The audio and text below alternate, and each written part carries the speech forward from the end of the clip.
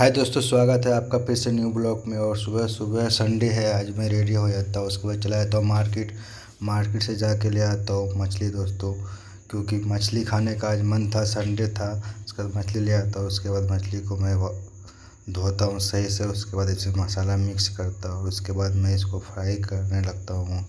और फ्राई जब तक हो रहा है दोस्तों, इसी बीच में प्याज कटिंग कर लेता हूँ, क्योंकि टाइम लगेगा फ्राई करने में।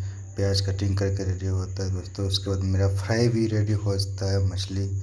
उसके बाद देखो उस फ्राई करने के बाद मछली कैसा लग रहा है।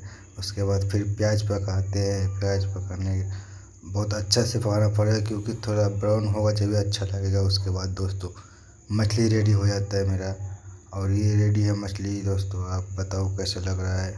उसके बाद दोस्तों बज जाता है शाम को 7। उसके बाद न्याज भाई को बुलाता, उसके बाद दोनों मिलकर चले जाते हैं चाय पीने के लिए। आज के लिए इतना ही।